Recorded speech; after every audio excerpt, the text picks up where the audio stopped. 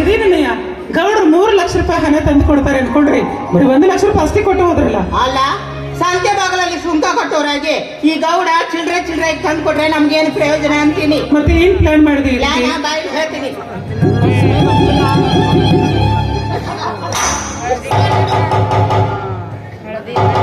ಗೌಡ್ರು ಬಂದ್ರು ಅಂತ ಕಾಣಿಸುತ್ತೆ.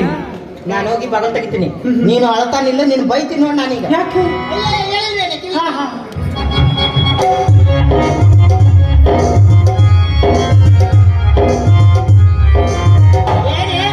ಯಾರ ಹತ್ರ ಕಟ್ತೀನಿ ನಾಟಕ?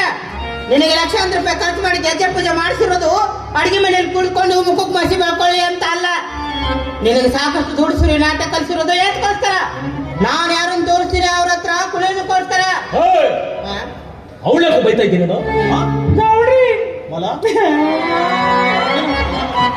ಅಯ್ಯ, ಅವಳೇನ್ ಕೇಳ್ತಾರೆ ಬಿಡಿ ಗೌಡ್ರೆ. ಹೊಟ್ಟೆ ಬಟ್ಟೆ ಕಟ್ಟಿ ಸಾಕಷ್ಟು ದುಡ್ಡು ಸುರಿವಿ ಇವಳಿಗೆ ನಾಟಕ ಕಲಿಸಿರೋದಕ್ಕೆ ನನ್ನ ತಲೆ ಮೇಲೆ ಹೇಳ್ಬಿಟ್ಟು ಇವಳು ಕಳ್ಸಿರ. ಅಣ್ಣಯ್ಯ ನೋಡು, ಇನ್ನು ಮೇಲೆ ನನ್ನ ನಾಟ್ಯ, ಕುಣಿತ, ಸಂಗೀತ ಎಲ್ಲ ಇರೋದು ಗೌಡಿಗೋಸ್ಕರ ಮಾತ್ರ. ಇನ್ನು ಮೇಲೆ ನಾನು ಯಾರ ಮುಂದೆ ಕುಣಿಯೋದಿಲ್ಲ, ಯಾರನ್ನು ಕಣ್ಣೆತ್ತಿ ನೋಡೋದೇ ಇಲ್ಲ. ಮುರಿದು ಬಿಟ್ಟೆ. ನೀನನ್ನು ಉಣಿಸಿ ತಿನಿಸಿ ಬೆಳೆಸಿ ದೊಡ್ಡವಳನ್ನ ಮಾಡಿದ್ದಕ್ಕೆ ನನ್ನ ಬಾಯಿಗೆ ಹಾಕಿದಲ್ಲ ಮಾಡು. ಅಲ್ಲ, ಬರೀ ಗೌಡನೊಬ್ಬರು ನೆಚ್ಕೊಂಡು ಕೂಡ್ತೀನಿ ಅಂತ ಹೇಳ್ತೀಯಲ್ಲ. ನಿನಗೋಸ್ಕರ ಮಾಡಿದ ಸಾಲಕ್ಕೆ ಸಾಲಗಾರರು ಬಂದು ಕೇಳಿದ್ರೆ ನಾನೇನು ಹೇಳಿ? ನೀ ನನಗೋಸ್ಕರ ಮಾಡಿದ ಸಾಲ ಎಷ್ಟು ಅಂತ ಎಲ್ಲ ಒಮ್ಮೆಲೆ ಹೇಳ್ಬಿಡು. ಅದನ್ನೆಲ್ಲ ತಂದು ನನ್ನ ಮುಖದ ಮೇಲೆ ಬಿಸಾಕ್ತಾರೆ ಗೌಡ್ರು. ಗೌಡ್ರಿಗೆ ಅವಮಾನ ಆಗೋ ರೀತಿಯಲ್ಲಿ ಮಾತಾಡಿದ್ರೆ ನಾನು ಏನು ಹಾಕೊಂಡು ಸತ್ತೋಗ್ಬಿಡ್ತೀನಿ. ನೀನೇ ಹಾಕೋತೀಯ? ನೀನು ನಿನ್ನ ಸಲಗ ಮಾಡಿದ ಸಾಲಕ್ಕೆ ನಾನು ಹಾಕೋತೀನಿ. ನೀನು ಮುಚ್ಚಬಾಯ್. ಏನಾಯ್ತು ಅಂತ ಬಿಡಿಸಿ ಹೇಳಮಲ್ಲ. ಅದು ಏನೇ ಸಮಸ್ಯೆ ಇದ್ರು ನಾನು ಪರಿಹರಿಸ್ತೀನಿ. ಏನಾಯ್ತು ನೋಡ್ರಿ? ಅಯ್ಯೋ ಅದು ಇದು ಅಂತ ಮುಂದೆ ಬೆಳ ಕರೆಸ್ಕೊಳ.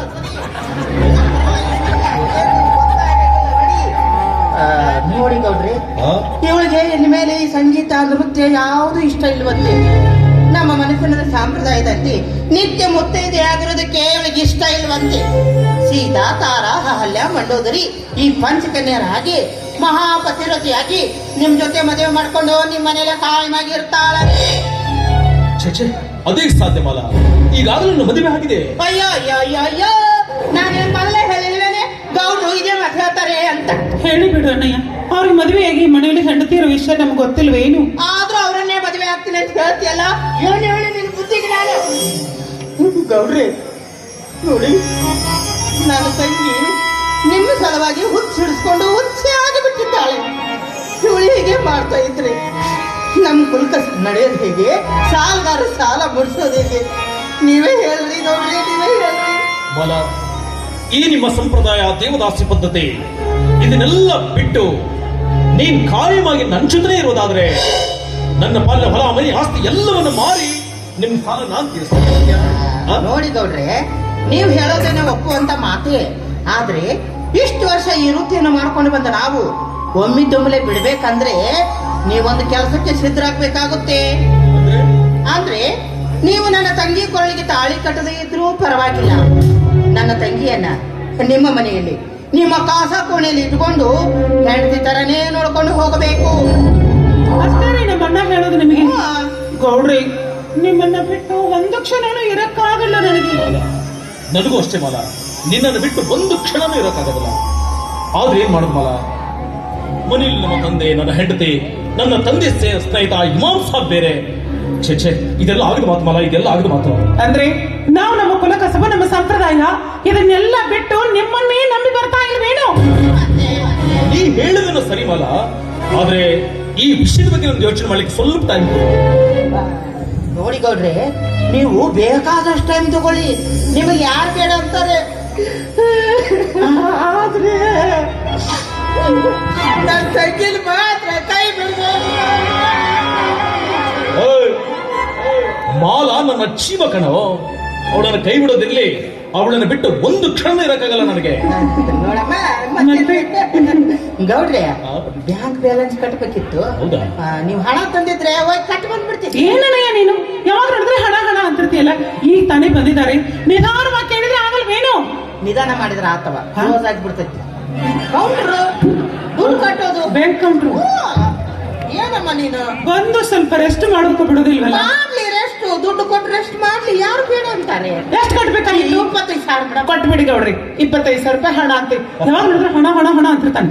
ಆಯ್ತು ಬಾಲ, ನೀನ್ ಹೇಳಿದ್ಮೇಲೆ ಮುಗಿದು ಮಾಲ ನಾನು ಬ್ಯಾಂಕ್ ಬ್ಯಾಲೆನ್ಸ್ ಕಟ್ಟಿ ಬಂದ್ಬಿಡ್ತೀನಮ್ಮ. ಗೌರನ್ನ ಚೆನ್ನಾಗಿ ವಿಚಾರಿಸುವ. ಆಯ್ತು ಅಣ್ಣಯ್ಯ, ಬ್ಯಾಂಕ್ ಬ್ಯಾಲೆನ್ಸ್ ಕಟ್ಟಿ ತಡವಾಗಿ ಬಾ. ಅಯ್ಯೋ ನನ್ನ ಬಂಗಾರ, ನೀ ನನಗ ಅದನ್ನ ಹೇಳ್ಕೊಡ್ಬೇಕೇನೆ. ಗೌಡ್ರಿ, ನಿಮ್ಮನ್ನ ಬಿಟ್ಟು ಒಂದು ಕ್ಷಣಾನು ಇರಕ್ಕಾಗಲ್ಲ ನನಗೆ. ನಿನ್ನನ್ನು ಬಿಟ್ಟು ಒಂದು ಕ್ಷಣ ಇರೋಕ್ಕಾಗಲ್ಲ. ನಿನಗಾಗಿ ನಾವೋಡಿ ಬಂದೆ, ನನ್ನ ಮನೆಯಲ್ಲಿ ನೀ ಬಂದು ನಿಂತೆ, ನೀನೇ ನನ್ನ ರಾಜ, ನಾನೇ ನಿನ್ನ ರಾಣಿ.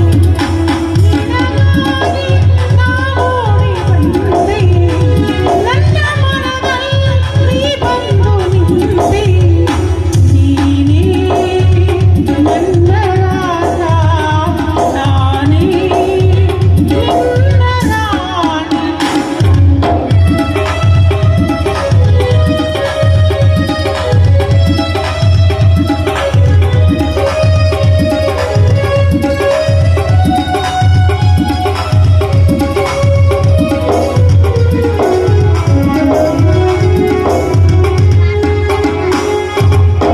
ರಸಿಕ ನಿನ್ನ ರಸಿಕತೆಗೆ ನಾನು ಮರುಳಾಗಿ ಸೋತು ಹೋದೆ, ನನ್ನ ಯೌವನ ಕಾಯುತ್ತಿದೆ ಸದಾ ನಿನಗಾಗಿ ತುಂಬಿ ನಿಂತಿದೆ, ನೀನೀಗಾಗಲೇ ಮನದಲ್ಲಿ ತುಂಬಿರುವೆ, ನೀನೀಗಾಗಲೇ ಮನದಲ್ಲಿ ತುಂಬಿರುವೆ, ಆನಂದ ಉಲ್ಲಾಸ ನಾನೇ, ನಿನಗಾಗಿ ನಾವೋಡಿ ಬಂದೆ, ನನ್ನ ಮನದಲ್ಲಿ ನೀ ಬಂದು ನಿಂತೆ.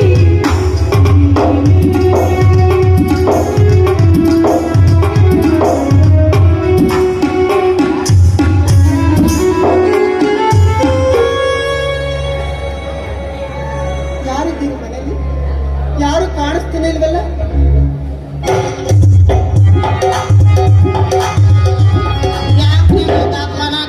ಬರೀ ಹೆಣ್ಮಕ್ಳ ತುಂಬ್ಕೊಂಡ್ಬಿಟ್ರ. ಗೃಹಲಕ್ಷ್ಮಿ ಯೋಜನೆ ನಂದು ಜಮಾತ ನೋಡ್ರಿ, ನನ್ ಜಮಾತ ನೋಡ್ರಿ. ಅಯ್ಯಯ್ಯ, ಇದೇನೆ ಮಾಲ ಗೌರನ್ನ ಎಷ್ಟು ಬೇಗ ಮಲಗಿಸಿ ಅದೆಷ್ಟು ಬೇಗ ನಾ ಸೀರೆ ಬಂದಸ್ಕೊಂಡ್ ಬಂದ್ಬಿಟ್ಟಿದೀಯಾ ನಮ್ ತಂಗಿ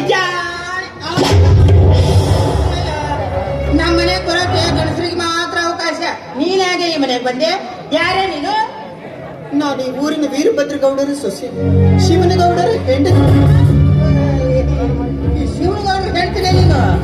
ನೋಡಮ್ಮ ಬಂಗಾರಿ, ಗೌಡ್ರು ನಮ್ಮ ಮನೆಗೆ ಬಂದಿಲ್ಲ, ಹೋಗ್ಬಿಡು. ನಿಮ್ ಕೈ ಮುಗಿತೀನಿ, ದಯವಿಟ್ಟು ಸುಳ್ಳು ಹೇಳ್ಬೇಡಿ. ಅವ್ರು ಈ ಮನೇಲೇ ಇದ್ದಾರೆ, ದಯವಿಟ್ಟು ಕರೀರಿ ಅವರನ್ನ. ಅಯ್ಯೋ ಚಿನ್ನಮ್ಮ, ಇಲ್ಲಿ ಬಂದಿಲ್ಲ ಚಿನ್ನಮ್ಮ, ಹೋಗು. ಕರೀರಿ ಅಣ್ಣ. ಏ ಮಾಲಾ, ಏ ಮಾಲಾ, ಹೊರಗಡೆ ಬಾರಿ. ನಮ್ಮ ಮನೆಗೆ ಸತಿ ಸಾವಿತ್ರಿ ಬಂದಿದ್ದಾಳೆ ತನ್ನ ಗಂಡನ ಕರ್ಕೊಂಡು ಹೋಗಕ್ಕೆ. ಬಾ.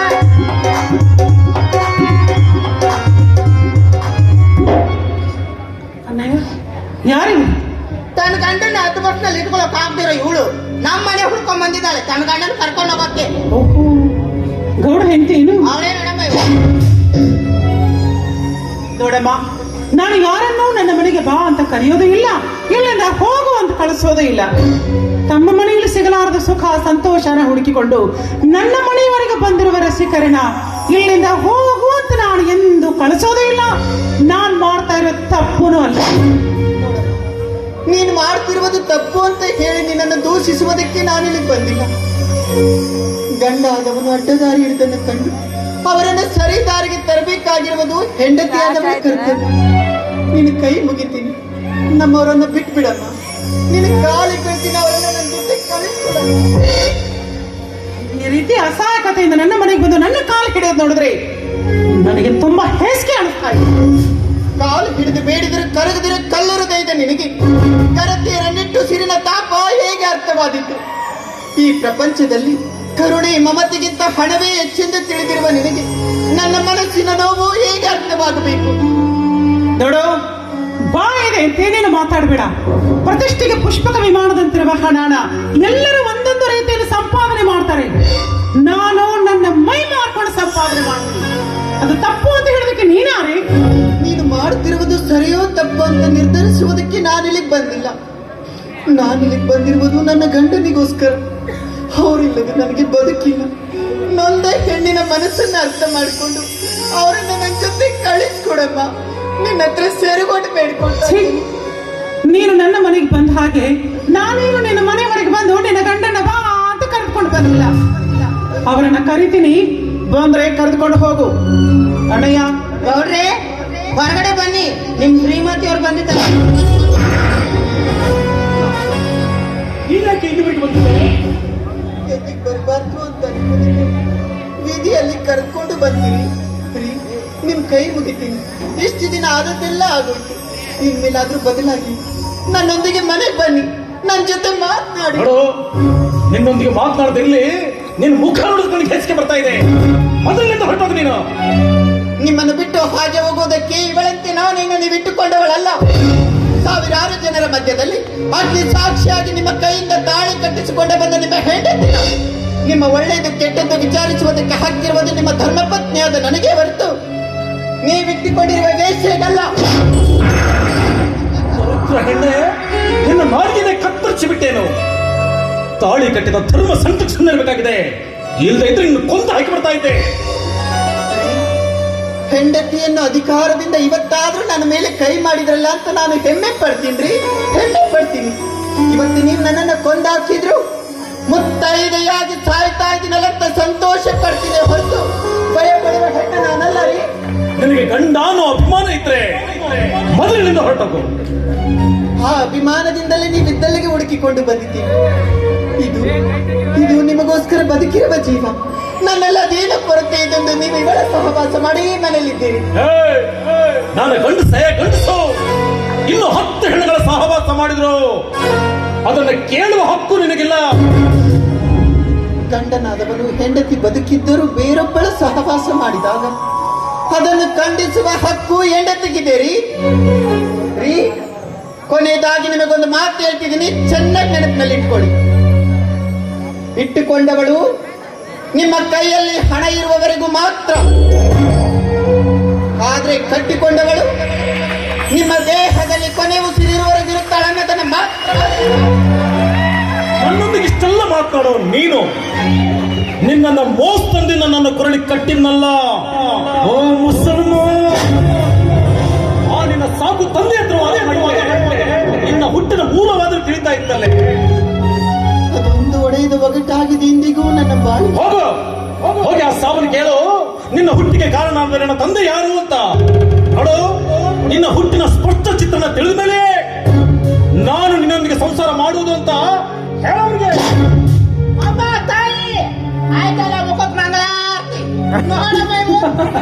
ನೋಡನಯ್ಯ, ತಾನು ಹುಟ್ಟಿದ್ದು ಯಾರಿಗೆ ಅಂತ ತನಗೆ ಗೊತ್ತಿಲ್ಲ. ನಮ್ಮ ಮನೆತರ ಯೋಚನೆ ಬಂದಿದ್ದಾಳೆ. ಹೋಗು. ಅವ್ರ ಸಂತೋಷಕ್ಕೆ ಅಡ್ಡಿ ಆಗಬೇಡ. ಹೋಗಿ ನೀನ್ ಯಾರು ಹೋಗು. ಬಂದ್ಬಿಟ್ಟಿದ್ದಾಳೆ ನಮ್ಮ ಆಸೆಗಳ ಲೋಕದಲ್ಲಿ ಕಥೆಗಳ ಬೇರೆವಂತ ಜೀವನದ ಪುಟಗಳಲ್ಲಿ ಮೆತೆಗಳ ಬೇರೆ ಬದುಕೆ ಒಂದು ಕಾವ್ಯ.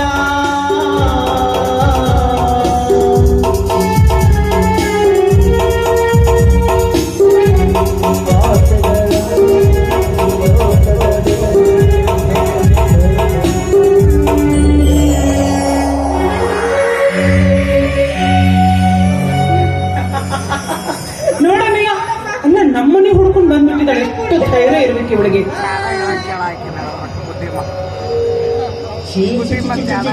ಗೌಡ್ರೆ, ನಿಮ್ಮ ಮನೆತನದಲ್ಲಿಯೂ ಇಷ್ಟೊಂದು ಗಲೀಜಿದೆ ಅಂತ ನಾ ತಿಳ್ಕೊಂಡ್ರೆ. ಗೌಡ್ರೆ, ನೀವು ಕೊಟ್ಟೇಟ್ಗೆ ಅವ್ರು ಏನಾದ್ರೂ ಹೋಗದೆ ಇದ್ದಿದ್ರೆ ನಾನೇ ಅನ್ಕೊಂಡು ಕಳಿಸ್ತಿದ್ದೆ ನೋಡಿ.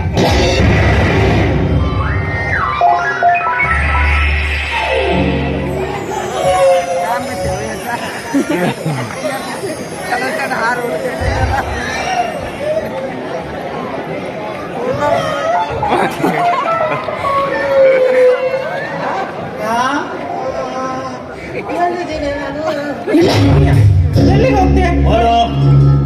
ಹೇಳವರಿಗೆ ನಮ್ಮ ಮನೆತನದ ಬಗ್ಗೆ ಅಷ್ಟು ಹಗುರವಾಗಿ ಮಾತನಾಡಬೇಡ. ನೀವು ತುಂಬಾ ಟೆನ್ಷನ್ ಅಲ್ಲಿದ್ದೀರಾ. ಬನ್ನಿ, ಒಳಗಡೆ ಡ್ರಿಂಕ್ಸ್ ಇದೆ, ಹಾಕ್ಬಿಡ್ತೀನಿ ಬನ್ನಿ. ಬೇಡ ಮಲ, ಯಾಕೋ ಏನೋ ಇವತ್ತು ನನ್ನ ಮನಸ್ಸೇ ಸರಿಯಿಲ್ಲ ಮಲ. ಯಾಕೆ? ಛೇ, ಶೀಲಾ ಇಲ್ಲಿ ಬರಬಾರ್ದಾಗಿತ್ತು, ನಾನು ಅವಳು ಹೊಡಿಬಾರ್ದಾಗಿತ್ತು ಮಲ. ಅಯ್ಯೋ ಮಾಲ, ಬಂತು ನೋಡು, ಹೇಳ್ತೀನಲ್ಲ, ಅಭಿಮಾನಿ ಅವ್ರಿಗೆ. ನಾವೆಷ್ಟು ಪ್ರೀತಿ ತೋರಿಸಿದ್ರು ಅಷ್ಟೇ ಅಣ್ಣಯ್ಯ. ತಪ್ಪು ತಿಳ್ಕೊಬೇಡ ಮಾಲ. ಶೀಲಾ ಮನಸ್ಸಿಗೆ ಬೇಜಾರು ಮಾಡ್ಕೊಂಡು ಮನೆಗೆ ಹೋಗದೆ ಪ್ರಾಣಕ್ಕೇನಾದ್ರೂ ಅಪಾಯ ಮಾಡ್ಕೊಂಡ್ರೆ ಅವಳು ನನ್ನ ಮನೆಯವ್ರಿಗೆ ಹೋಗ್ಬಿಟ್ಟು ಬರ್ತೇನೆ. ಶೀಲಾ, ಗೌರಿ!